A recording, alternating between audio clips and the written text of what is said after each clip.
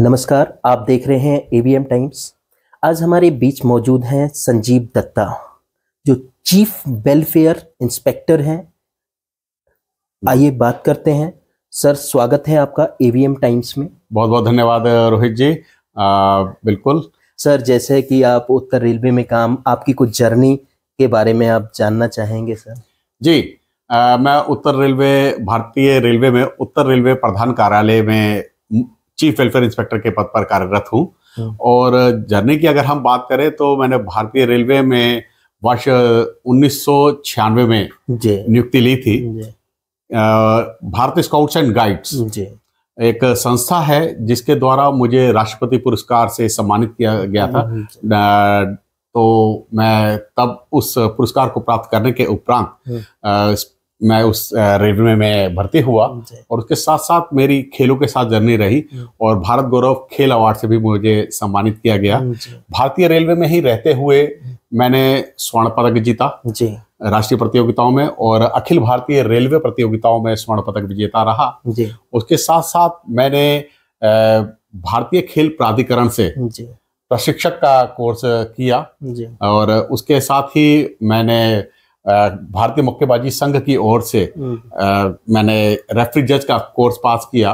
उसके साथ साथ खेलों के साथ जुड़ाव मेरा ज्यादा रहा और साथ ही फिर मैं एज ए एक्सपर्ट कमेंटेटर रहा हूं दूरदर्शन और स्टार स्पोर्ट्स में। मैं विगत वर्ष 2000 से 2023 तक ओलंपिक्स में, राष्ट्रमंडल खेलों में, एशियन गेम्स में, खेलो इंडिया में, नेशनल्स में, ये तमाम जो राष्ट्रीय और अंतर्राष्ट्रीय प्रतियोगिताएं हैं उसमें मैं एज ए स्पोर्ट्स कमेंटेटर की भूमिका का निर्वाह कर रहा हूँ। सर, जिसे खेल जगत की आज बात चल रही है और खेल जगत में आज की जो युवा पीढ़ी है, अगर हम युवा पीढ़ी के बारे में बात करें, क्योंकि खेल तो सभी जगह जहां भी उन्हें एक शरीर के लिए, फिटनेस के लिए ध्यान रखते हुए खेल जगत का ज्यादातर चल रहा है। तो जैसे युवा पीढ़ी के लिए क्या कहना चाहेंगे कि आज युवा पीढ़ी जो एक्सटर्नल खेलों से, मतलब जो बाह्य जो खेल होते थे उनसे बहुत दूर होती चली जा रही है, उसके बारे में क्या कहना चाहेंगे? बिल्कुल, इसी चीज को देखते हुए हमारे यशस्वी प्रधानमंत्री आदरणीय नरेंद्र मोदी जी ने एक मुहिम शुरू की है। एक उनका ड्रीम प्रोजेक्ट है खेलो इंडिया। खेलो इंडिया एक ऐसा मंच है जहां पर आप अगर खेलो इंडिया मंच को देखें तो वो सब junior, junior category, youth category और खेलो इंडिया यूनिवर्सिटी गेम और अभी कल ही से ही जो 10 तारीख से प्रारंभ हो गया है पैरा खेलो गेम्स।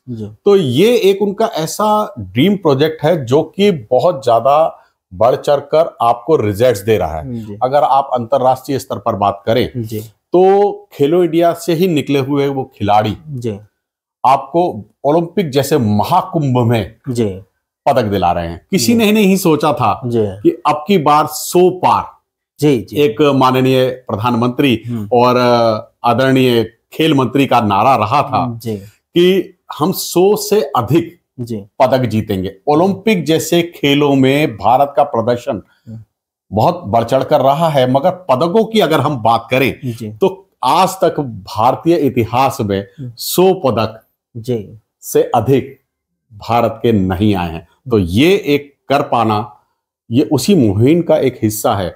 चाहे वो खिलाड़ियों के लिए अगर हम बात करें तो पैरा खिलाड़ी जो हैं वो भी 111 पदक ओलंपिक में जीत कर लाए हैं। तो ये अपने आप में एक विषम चुनौती को पूर्ण करने वाली जो बात है वो युवाओं को जो खेलों की ओर आकर्षित किया गया है उसके लिए चलाई जा रही अच्छी अच्छी योजनाएं हैं।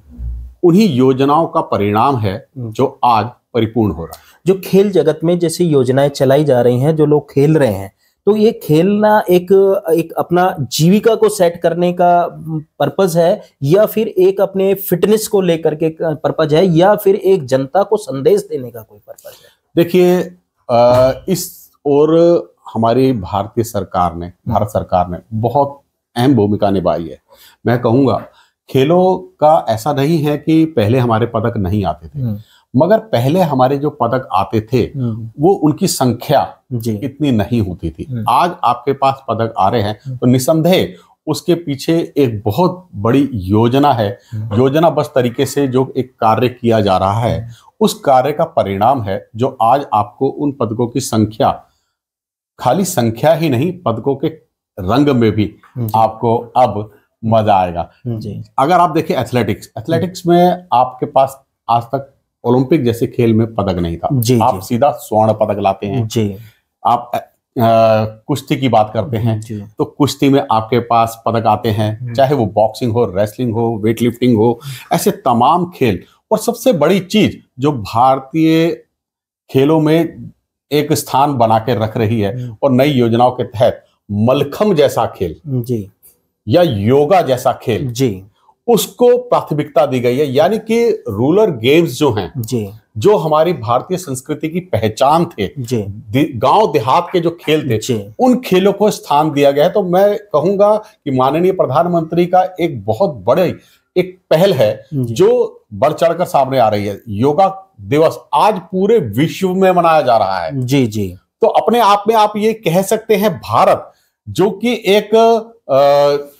एक ऐसी पहचान प्रस्तुत कर रहा है विश्व के सामने। विश्व गुरु की जो एक पहल थी, भारत विश्व गुरु था, विश्व गुरु है और विश्व गुरु रहेगा। तो वो एक पहचान आपको इन खेलों से ही देखने को मिलेगी, चाहे वो किसी भी परिवेश में हो। बीच में जो सरकारें रही हैं पीछे काफी समय पहले की अगर बात करें तो ऐसे गेम चीज जो है विलुप्त होती जा रही थी, उनको इतना हाईलाइट नहीं हुआ पा रहा। लेकिन जब से प्रधानमंत्री नरेंद्र मोदी जी हमारे इसमें देखा है तो उन्होंने गेम को बहुत ज्यादा प्रोत्साहित किया है और जो बच्चे भी हैं उनको नई नई टेक्निक्स, नई नई मतलब एक जो आज एडवांस टेक्नोलॉजी के तहत उस गेम की टेक्नोलॉजी को आगे बढ़ा रहे हैं। उसके लिए क्या कहना चाहेंगे? देखिए केवल बच्चों को नहीं, माननीय प्रधानमंत्री की योजना रही है फिटनेस का डोज आधा घंटा रोज जी, ये एक नारा रहा।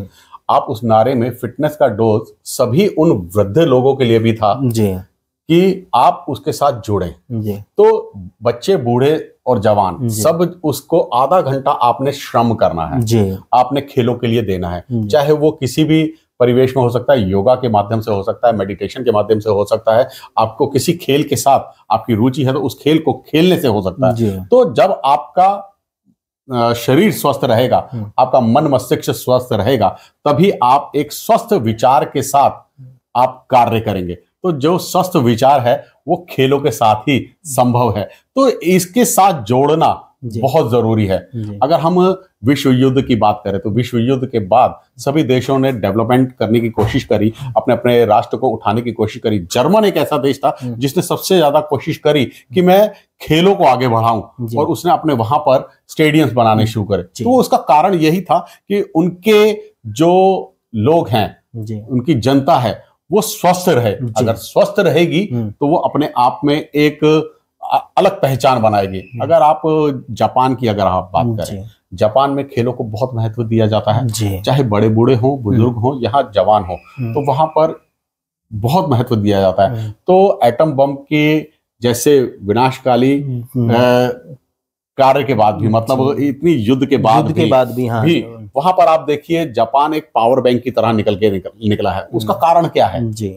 आप अगर इसको सोचें, समझें, मनन चिंतन करें तो वो खेल ही है कि जिनके साथ वह अपनी मानसिक स्थिरता को बना पाए हैं, अपनी शारीरिक क्षमताओं को बढ़ा पाए हैं और उन शारीरिक क्षमताओं के साथ साथ वो अपने किसी भी क्षेत्र में अगर कार्य करें तो उसको बहुत ही सुदृढ़ता और नियमबद्ध तरीके से पूर्ण करने में कामयाब होते हैं। स्वस्थ रहने के लिए खेल का बहुत होना बहुत ही आवश्यक है। जैसे बच्चों के भी लिए भी आ जा रहा है कि खेल के योगा करना, जैसे अपने प्रधानमंत्री महोदय जी ने बताया कि भाई खेलना, योगा को बहुत बड़ा प्रोत्साहन दिया है। आज प्राकृतिक नेचुरल चीजों को बहुत ज्यादा प्रोत्साहन मिल रहा है, भारत संस्कृति को ऐसी चीजें बढ़ाई जा रही हैं। तो इससे निश्चित रूप से जो लोग हैं, कहते हैं ना स्वस्थ मस्तिष्क में स्वस्थ शरीर में स्वस्थ मस्तिष्क निवास करता है, तो स्वास्थ्य के लिए भी विशेषकर ध्यान दिया जा रहा है। बिल्कुल, आप ये देखिए इसको, खेलों को आपकी शिक्षा प्रणाली, नई शिक्षा प्रणाली जो आई है आज के परिवेश में, अगर हम बात करते हैं तो नई शिक्षा प्रणाली में प्रत्येक विद्यार्थी के लिए कोई एक गेम चयन करना अनिवार्य हो गया है जी। तो वो कारण ही उसका यही है कि अगर वो खेलों के साथ जुड़ेगा तो वो अपना 100% प्रस्तुत करेगा, अपना 100% देगा। तो वो उसका कारण ये है, वो स्वस्थ रहेगा। स्वस्थ रहेगा तो उसका विद्या पाठन का जो कार्य है वो भी बहुत ही ज्यादा निखर कर आएगा। तो खेल आपके जीवन में, नैतिक जीवन में आपको एक अनुशासनबद्ध तरीके से रहन सहन की भी पद्धति का निर्वाह करने का एक संदेश देता है। तो आप एक डिसिप्लिन लाइफ जो जीनी है वो भी खेलों के माध्यम से ही है। तो आज आप जो है इस युवा पीढ़ी को, बच्चों को और बुजुर्गों को क्या संदेश देना चाहेंगे? मैं यही कहूंगा कि आप अधिक से अधिक खेलों के साथ जुड़े, चाहे वो कोई भी खेल हो, चाहे वो शतरंज जैसा ही खेल क्यों ना हो, कैरम जैसा ही खेल क्यों ना हो, चाहे वो शारीरिक खेल, अगर कमबैक स्पोर्ट्स की बात करें, बॉक्सिंग, रेसलिंग, वेट लिफ्टिंग, ये ऐसे तमाम खेल हैं जो रिजल्ट्स दे रहे हैं। तो आप किसी भी खेल के साथ जुड़े, आप ये कर सकते हैं। खेल कोई भी हो सकता है, पर जब आप उसके साथ शारीरिक और मानसिक रूप से जुड़ते हैं तो वो आपको